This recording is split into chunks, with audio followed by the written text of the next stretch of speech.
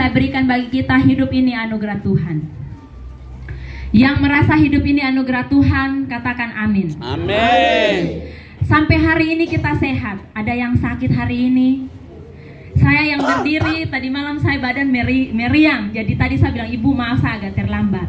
Tapi puji Tuhan, masih tetap semangat melayani Tuhan. Amin. Amin Bapak Ibu. Amin. Sekalipun kita sakit, sekalipun kita susah, sekalipun kita berbeban berat, sekalipun kita dalam pergumulan, sekalipun kita punya masalah yang mungkin kita tidak mampu, tapi hari ini kita masih bersuka cita. Hari ini kita masih bisa senyum. Hari ini kita masih bisa makan. Hari ini kita masih bisa memuji Tuhan. Itu anugerah Tuhan. Amin. Amin. Amin. Oleh karena itu, perikop yang saya kasih, hidup ini anugerah Tuhan. Anugerah Tuhan itu berarti apa Bapak Ibu? Anugerah Tuhan itu berarti sesuatu yang Tuhan berikan cuma-cuma. Cuma-cuma itu berarti gratis. Siapa yang mau dikasih sesuatu gratis? Saya mau. Beto angkat tangan. Siapa yang mau dikasih sesuatu tapi harus bayar? Tunggu dulu, sabar. Amin. Amin. Tapi kalau kita sebagai orang yang percaya kepada Tuhan, kita harus imani kita hidup ini anugerah Tuhan. Artinya pemberian Tuhan secara cuma-cuma. Bilang sama samping kanan kiri, karena saya lihat banyak yang mengantuk hari ini. Kopu hidup itu gratis.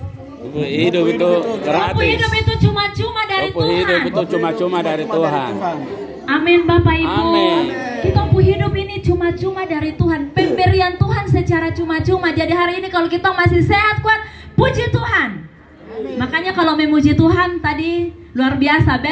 Besok minggu depan semua bawa jerigen. Supaya memuji Tuhan. Karena kita bersyukur Ibu Agustina Tuhan tempatkan di sini supaya membangkitkan semangat mama-mama Papua di sini. Amin. Tinggal bapak-bapak. Saya tunggu Bapak Demianus dengan Bapak Yoel.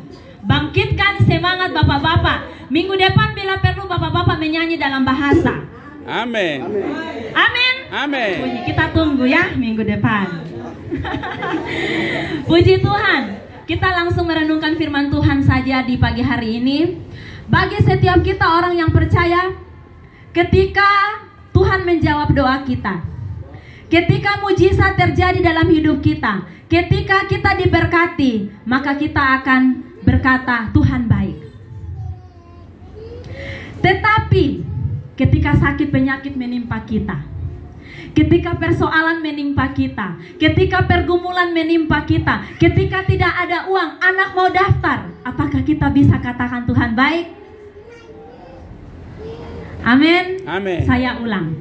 Ketika Tuhan berkati kita, ketika kita dikasih umur panjang, ketika kita diberkati dengan uang, ketika kita diberkati dengan kesembuhan, dengan mudah kita mau katakan Tuhan Engkau baik. Tetapi sebaliknya, ketika kita sakit, ketika kita kekurangan, ketika anak mau sekolah, ketika tidak ada beras, tidak ada uang, apakah dengan mudah kita bisa katakan Tuhan baik? Mudah atau susah? Susah. Mudah atau susah? Susah. Yang jauh susah ini dia beban terlalu berat. Ketika hidup semakin berat, maka kita mau keluar bilang Tuhan baik itu terkadang susah. Mau bilang tidak atau benar, susah keluar dari mulut kita. Karena apa? Kita ini hanya manusia biasa.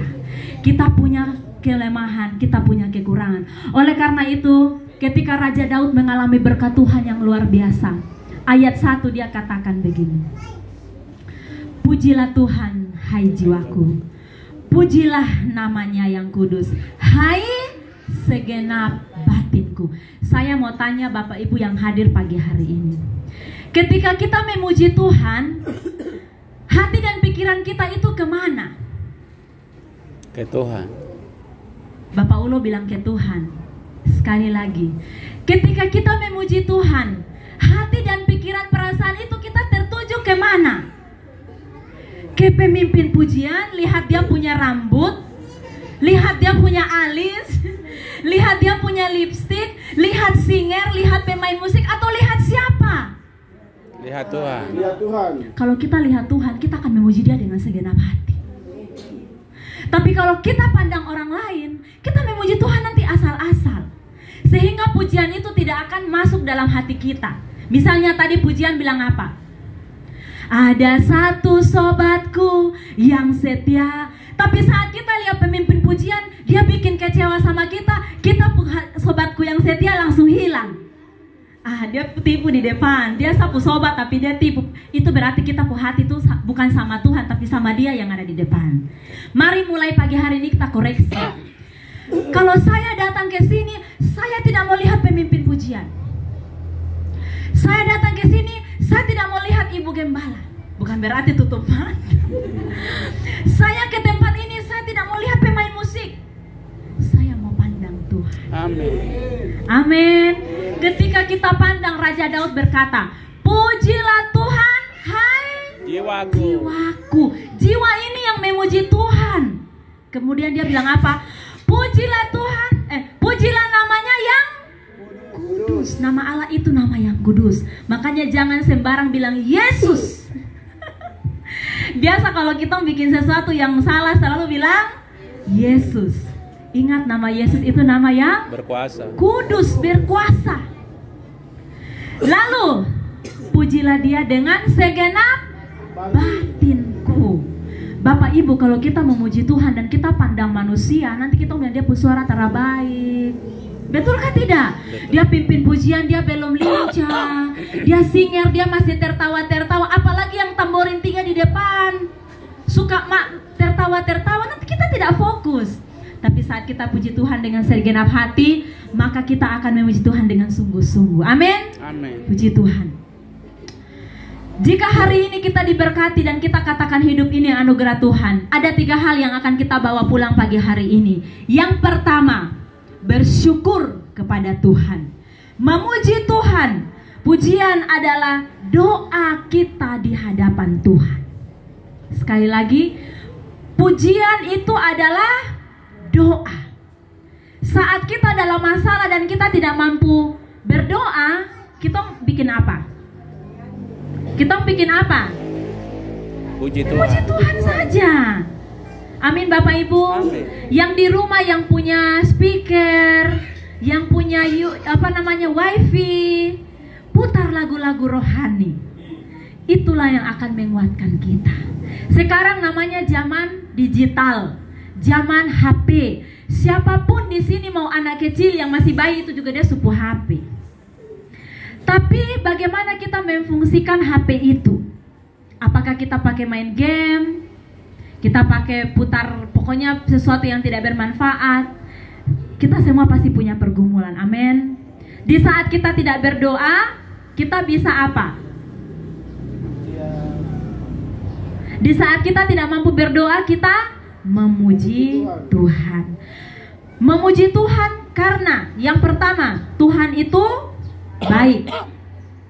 Dia yang mengampuni dosa kita. Dia yang menyembuhkan sakit penyakit. Dia yang menebus hidup kita. Dia yang mengasihi kita dengan kasih yang tulus. Dia yang memberi kekuatan kepada kita ketika kita lemah. Jadi poin yang pertama, supaya kita meresponi bahwa kita hidup ini anugerah Tuhan, yang pertama harus bersyukur. Amin Bapak Ibu. Kalau hari ini jemaat api kemuliaan bersyukur, tandanya kita menyadari bahwa kita hidup ini hanya semata-mata anugerah Tuhan. Amin. Amin. Ya. Jadi kita harus apa? Bersyukur. Mengucap syukurlah dalam segala hal, sebab itulah yang dikehendaki Allah di dalam Kristus Yesus bagi kamu. Ketika kita memuji Tuhan, puji-pujian yang keluar dari mulut kita itu bukan mengagungkan manusia, itu bukan mengagungkan diri kita sendiri, tetapi mengagungkan Tuhan. Ketika Tuhan itu dipuji dan dipermuliakan, maka kita pasti akan diberkati dengan berkat-berkat yang melimpah. Amin Bapak Ibu. Amin. Poin yang pertama adalah bersyukur kepada Tuhan. Mulai hari ini mari kita belajar bersyukur. Jauhkan perkataan-perkataan negatif dari hati kita, pikiran kita. Jauhkan pikiran-pikiran yang negatif dari hati kita. Bahkan jauhkan kata-kata yang namanya mengeluh. Mengeluh itu selalu ada dalam kehidupan kita sebagai orang yang percaya kepada Tuhan. Mau tidak mau. Siapa yang tidak pernah mengeluh? Bapak Ibu, Ibu Gembala. Siapa yang tidak pernah mengeluh? Semua pasti mengeluh. Apalagi kita kalau berdoa itu banyak sekali pergumulan yang disampaikan. Ada yang berdoa untuk sakit, ada yang berdoa untuk anak-anak pemalas sembahyang, ada yang mengeluh saya punya anak ini tidak mau sembahyang, ada yang mengeluh doakan suami saya, doakan anak-anak saya. Ketika kita bawa dalam doa, maka ada waktu Tuhan yang terbaik Tuhan tunjukkan bagi kita. Amin. Keluarkan kata-kata yang membangun, keluarkan kata-kata yang positif, keluarkan kata-kata yang memberkati. Ketika kita keluarkan kata-kata yang memberkati, maka mengeluh, bersungut-sungut, bahkan apapun itu akan jauh dari kita. Tetapi saat kita mengeluh, maka itu yang akan menuntun jalan hidup kita. Oleh karena itu mulai pagi hari ini kita mau belajar dari Raja Daud. Dia mau katakan, pujilah Tuhan hai jiwaku, pujilah namanya yang kudus hai segenap batinku. Yang pertama adalah bersyukur kepada Tuhan dengan cara memuji Tuhan. Baik, yang kedua, bagaimana caranya kita meresponi anugerah Tuhan dalam kehidupan kita? Yang kedua adalah belajar merendahkan hati kita di hadapan Tuhan. Orang yang menyadari bahwa dia hidup itu anugerah, maka dia tidak sombong. Amin. Orang yang menyadari bahwa sapu hidup ini bukan sapunya. Sapu hidup ini Tuhan punya. Sapu hidup ini bukan sapu bapak punya, bukan sapu mama punya, bukan sapunya tete punya, pokoknya bukan siapa-siapa punya. Sapu hidup ini Tuhan punya. Jadi harus belajar merendahkan hati. Merendahkan hati di hadapan Tuhan adalah hidup yang penuh penyerahan kepada Tuhan. Penyerahan itu berarti apa? Kita serahkan kitong hidup ini hanya sama Tuhan saja. Yesaya 17 ayat 7 berkata, diberkatilah, ayo Bapak Ibu, diberkatilah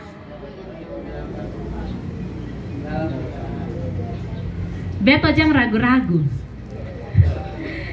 Yeremia 17 ayat 7, diberkatilah orang yang mengandalkan Tuhan, yang menaruh harapannya pada Tuhan. Ketika kita belajar mengandalkan Tuhan, itu berarti kita hidup ini bukan tong punya. Kita hidup ini bukan tong punya, Tuhan punya. Berarti ketika kita bangun pagi, ketika ada waktu sembahyang, kita taruh kita hidup sama Tuhan. Diberkatilah orang yang mengandalkan Tuhan, yang menaruh harapan.